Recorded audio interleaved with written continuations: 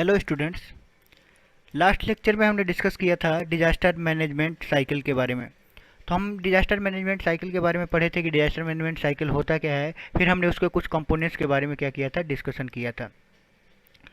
आज हम इसके जो नेक्स्ट कंपोनेंट थे उस कंपोनेंट्स के बारे में डिस्कशन करेंगे। तो जब हम प्रीवियस क्लासेज में डिस्कस कर रहे तो हम देखे थे कि हमारे पास डिजास्टर मैनेजमेंट के कितने, हमारे पास 4 फेजेज होते थे। तो हमने ये डिस्कस किया था हमारे पास 4 डिजास्टर मैनेजमेंट के क्या थे, फेजेस थे। कौन कौन से थे? पहला हमारे पास दिख रहा था मिटिगेशन, दूसरा हमारे पास क्या टर्म्स आ रहा था, दूसरा टर्म था प्रिपेयरनेस, तीसरा रिस्पॉन्स और फोर्थ था हमारे पास रिकवरी। तो ये चारों हमने डिजास्टर मैनेजमेंट के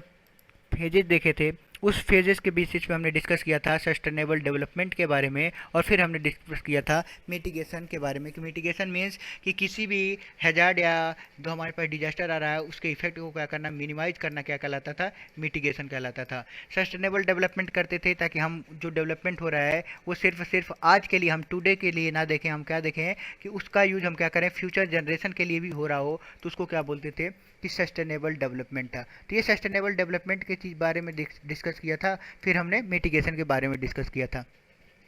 आज हम जो डिस्कस करेंगे थर्ड फेज है कि वो है प्रिपेयरनेस। अब प्रिपेयरनेस डिस्कस करने से पहले हमें क्या देखना होगा कि इससे पहले हमें क्या देखना है, सबसे पहले हमें क्या देखना है, मिटिगेशन। तो हम आज डिस्कस करेंगे क्या, मिटिगेशन के बारे में लिटिल अबाउट कि पिछले क्लास में हमने क्या डिस्कस किया था उसके बारे में आज थोड़ा सा डिस्कशन करते हैं।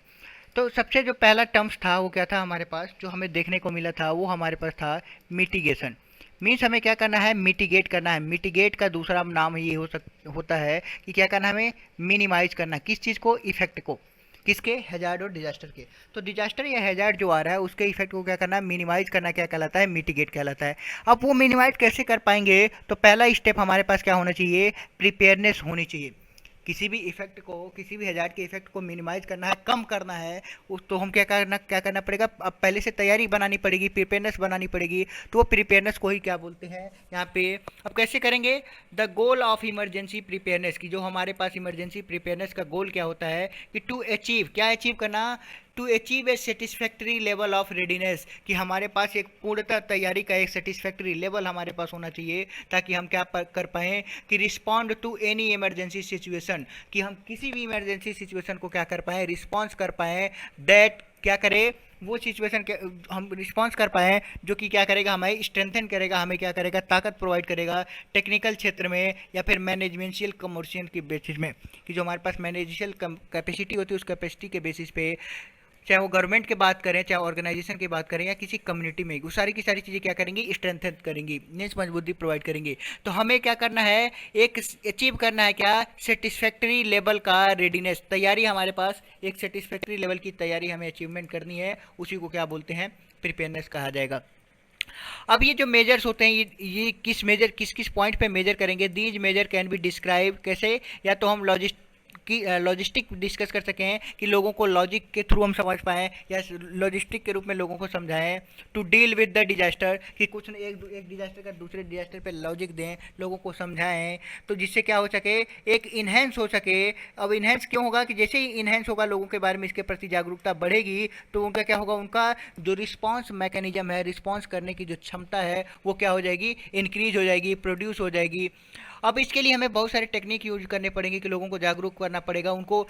नई नई टेक्निक के बारे में रिहर्सल कराना पड़ेगा, नई नई टेक्निक को लॉन्ग टर्म और शॉर्ट टर्म गोल्स के रूप में हमें देखना पड़ेगा। उसके अलावा पब्लिक को जो एजुकेट करना पड़ेगा। इसके अलावा हमें अर्ली वार्निंग सिस्टम डेवलपमेंट करने पड़ेंगे, कि अगर हमारे पास कोई हैजार्ड या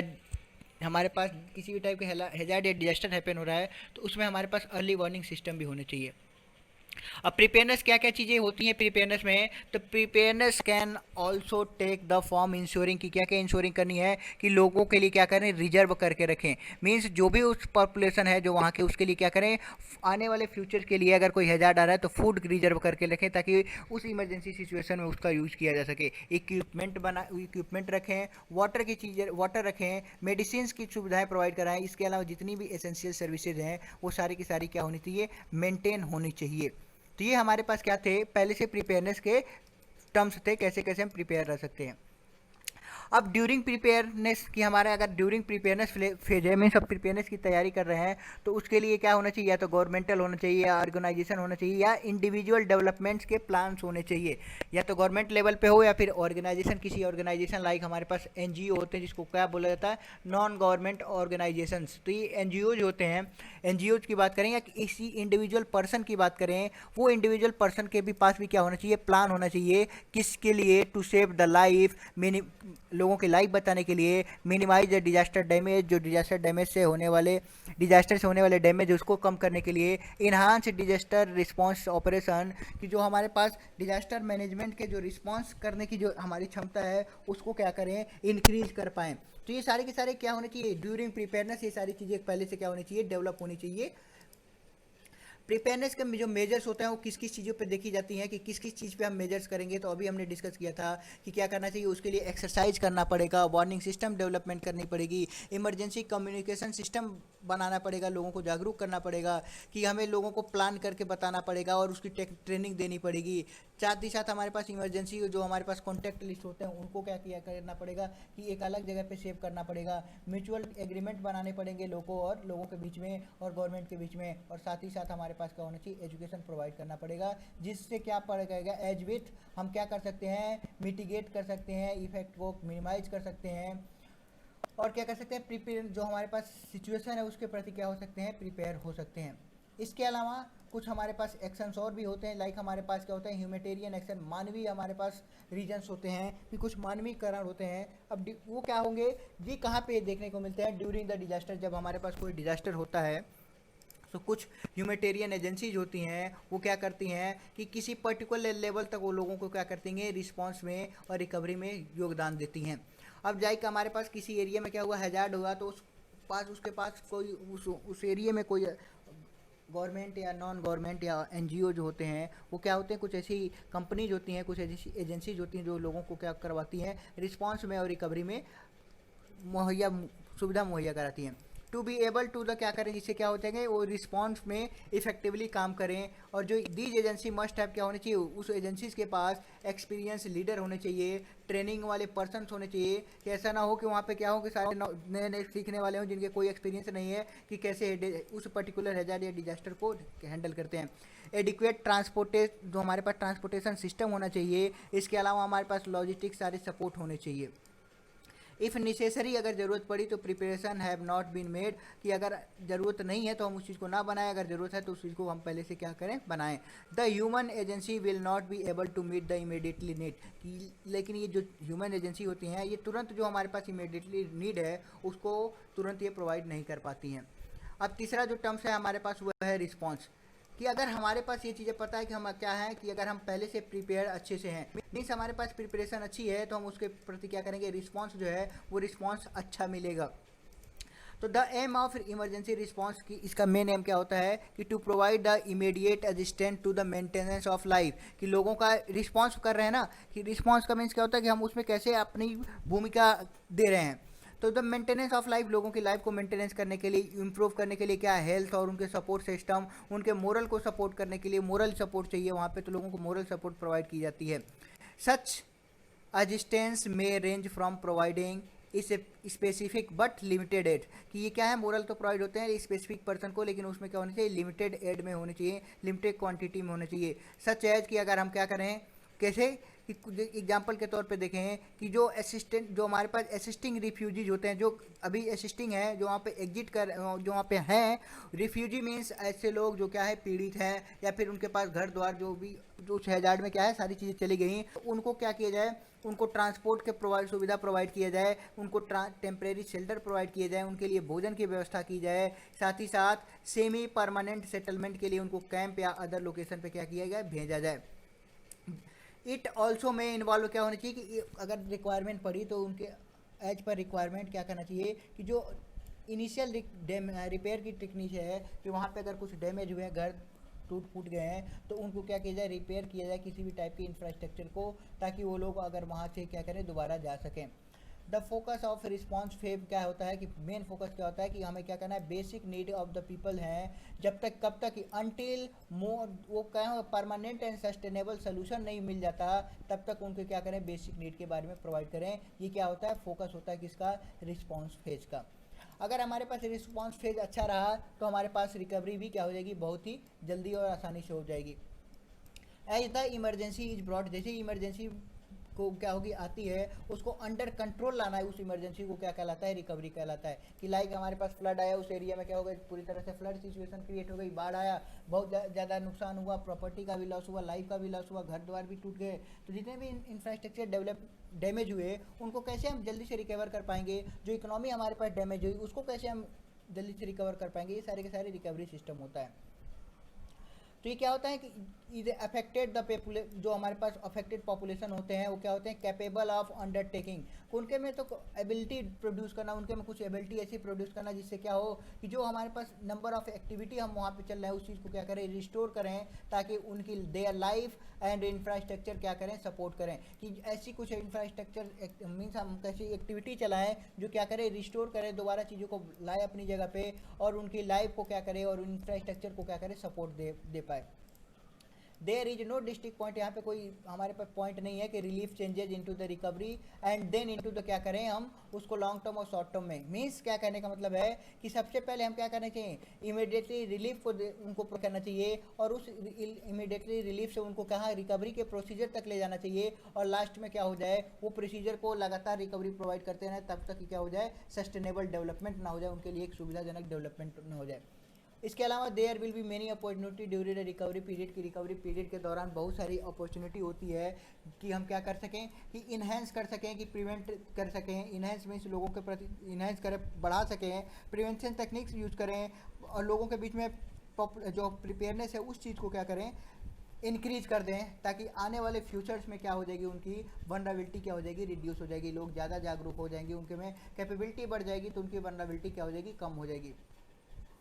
recovery activity continue अल्टिल the all system क्या हो जाए, नॉर्मल या पहले से बेटर सिचुएशन में ना क्रिएट हो जाए। मीन्स हज़ार आने से पहले जैसी सिचुएशन थी वैसे नॉर्मल हो जाए, या जो अभी सिचुएशन है उससे जब तक बेटर ना हो जाए तब तक ये क्या होती है, रिकवरी एक्टिविटी कंटिन्यू रहती है, चलती रहती है। रिकवरी मेजर्स क्या होते हैं, जो रिकवरी के लिए मेजर्स लिए जाते हैं, जो कुछ हमारे पास पॉइंट्स बना देते हैं, वो क्या होने चाहिए, शॉर्ट टर्म्स भी होने चाहिए और लॉन्ग टर्म्स भी होने चाहिए। कि अब कुछ अभी जो लाइफ है उसको पटरी पे ला पाएँ और कुछ लॉन्ग टाइम की जो लाइफ है उसको पटरी पे ला पाएँ। इसमें क्या होता है, इट इंक्लूड क्या होना चाहिए, हमारे पास रिटर्निंग जो वर्चुअल लाइफ है, लोगों की जो दैनिक जीवन उसको क्या करें, लाइफ सपोर्ट दें, उनको ज़्यादा से ज़्यादा जागरूक करें, उनके प्रति क्या करें, बहुत सारी सुविधाएं प्रोवाइड करें ताकि जो उनकी लाइफ है वो क्या हो सके, वर्चुअल सपोर्ट सिस्टम पे आ पाए, जिससे क्या हो जाएगा कि मिनिमाइज द ऑपरेटिंग स्टैंडर्ड, की जितने भी हमारे पास ऑपरेटिंग सिस्टम है उसका इफेक्ट कम हो पाए। इसके लिए क्या किया जा सकता है कि लोगों को टेम्प्रेरी हाउसिंग में रखा जाए, कि उनके लिए टेम्प्रेरी हाउसिंग की सुविधा दी जाए। अब टेम्प्रेरी हाउसिंग की जैसे ही सुविधा देंगे, लोग वहाँ पे रहने लगेंगे तो उनको क्या हो जाएगी, शेल्टर की प्रॉब्लम दूर हो जाएगी, रहने की प्रॉब्लम दूर हो गई। इसके अलावा हम पब्लिक इन्फॉर्मेशन दें, कि पब्लिकली मीन्स लोगों को क्या करें, जा के जागरूक करें, उनको सूचनाएँ प्रोवाइड करते रहें। डिफरेंट हमारे पास क्या होती है कि किसी भी एक्टिविटी के बाद, किसी भी हजार्ड के बाद गवर्नमेंट भी होता है, वो डिफरेंट क्या के पॉलिसीज लेके आते हैं, डिफरेंट लोगों के लिए क्या होता है कि वहाँ के जो लोगों के लिए पॉलिसीज आती हैं, बहुत सारे रूल्स एंड रेगुलेशन आते हैं, बहुत सारे डेवलपमेंट लोग गवर्नमेंट भी करती है और स्टेट गवर्नमेंट भी करती है, सेंट्रल गवर्नमेंट भी। तो वो जो पॉलिसी आ रही है उसके लिए लोगों को क्या करें, इन्फॉर्मेशन पहुंचाएं ताकि उसका वो लाभ ले पाए उस योजना का। इसके अलावा हेल्थ एंड सेफ्टी एजुकेशन दें, कि आगे आने वाले, क्योंकि अगर एक बार इनको एजुकेशन प्रोवाइड की जाएगी हेल्थ और सेफ्टी की, तो वो क्या करेंगे, आगे आने वाले जो हैजार्ड्स होंगे उसमें भी इसका यूज करेंगे और इफेक्ट को मिनिमाइज कर देंगे। साथ ही जो बिल्डिंग टूट फूट गई है उसका क्या करें, रिकंस्ट्रक्शन करें, काउंसलिंग प्रोग्राम चलाएं, क्योंकि लोगों के इस समय क्या होती है कि हैजार्ड से जो लोग जूझ रहे हो, जो किसी डिजास्टर से जूझ रहे होते हैं, उनकी मानसिक स्थिति थोड़ी सी डैमेज हो जाती है। तो उनकी मानसिक स्थिति सही करने के लिए क्या करें, कुछ जागरूक लोगों को, कुछ हमारे पास मोटिवेटेड स्पीकर्स को क्या करें, या फिर कुछ नहीं है तो जो वहाँ पे पढ़े लिखे लोग हैं वो क्या करें, काउंसलिंग करें ताकि लोगों को सही दिशा मिल सके। नहीं तो लोग क्या करते हैं, गलत स्टेप उठा लेते हैं। साथ ही साथ जो इसके इफेक्ट पड़ रहे हैं इकोनॉमी पे, उस इकोनॉमिक इम्पैक्ट की भी स्टडी की जाए कि उस चीज़ को कैसे आप क्या कर सकते हैं, कंट्रोल कर पाएंगे। ये सारी जो चीज़ें हैं हमारे पास इंफॉर्मेशन रिसोर्स हैं सर्विसेज हैं, ये क्या करेंगे इंक्लूडेड डाटा, सारे डाटा को क्या किया जाए कलेक्ट किया जाए रिलेटेड टू किसके लिए कि जो रीबिल्डिंग करके दोबारा बना सके और उसके डॉक्यूमेंटेशन से हम आगे आने वाले जो लेसन है जो फ्यूचर में होने वाले हैजार्ड हैं उसके लिए कुछ लेसन सीख पाए कि आज ये लोग क्या गलतियाँ किए थे, क्या इनमें कमियाँ रहीं, क्या इनकी प्रिपेयरनेस में कमी थी कि आगे ये चीज़ें अगर प्रिपेयरनेस कर पाएँ तो आगे आने वाले समय में इनकी क्या हो प्रिपेयरनेस अच्छी होगी तो अच्छे रिस्पॉन्स कर पाएँ ताकि इनके बीच में रिकवरी कम करनी पड़े। तो ये तो सारा आज फेजेस के बारे में डिस्कस कर लिया। अब जो डिजास्टर होता है वो डिजास्टर को दो टाइप में डिवाइड किया गया है, मोस्टली तीन तरह के डिवाइड होते हैं। पहला तो दिख रहा है क्या, ये तीन अलग अलग हैं। एक होता है हमारे पास क्या pre disaster, pre disaster mean disaster से पहले क्या क्या टेक्निक हो सकती हैं, और एक होता है पोस्ट डिजास्टर। तो या तो डिजास्टर के पहले कोई चीज़ क्या होती है कि इम्प्लीमेंट होती है या डिजास्टर के बाद। एक टर्म्स आता है इन दोनों के बीच में कि ड्यूरिंग डिजास्टर, वो क्या होगा कि ड्यूरिंग डिजास्टर के टाइम हमारे पास रिस्पांस कैसा है, तो ये सारा का सारा ड्यूरिंग होता है। तो ड्यूरिंग वाले चीज़ें बहुत ही कम देखने को मिलती हैं किसी भी डिजास्टर या हैजार्ड की बात करें। एक जैसे हम एक एग्जांपल ले लें किसके अर्थक्वेक की बात करें, तो अर्थक्वेक में बिफोर अर्थक्वेक हमें क्या क्या टेक्निक अप्लाई करनी चाहिए, आफ्टर तो टेक्निक हमें पता हो, लेकिन अर्थक्वेक के ड्यूरिंग क्या बहुत सारी चीज़ें अप्लाई हो पाएंगी, नहीं अब हो पाएंगी। उस समय बस यही चीज़ें देखा जाता है कि हम अपनी सेफ्टी कैसे रखें और जल्दी से भागें। तो ये सारी चीज़ें होती हैं, इसके बारे में हम डिस्कस करेंगे, डिटेल डिस्कस करेंगे नेक्स्ट क्लास में। आज की क्लास में हमने जो फेजेस थे उस फेजेस के बारे में देख लिया और उस फेजेस के डिफरेंट टेक्निक्स देख लिए। Okay class, thank you. अगर किसी को कोई डाउट होगा तो मेरे कमेंट में पूछ सकते हैं या फिर मेरे को व्हाट्सएप के थ्रू भी पूछ सकते हैं।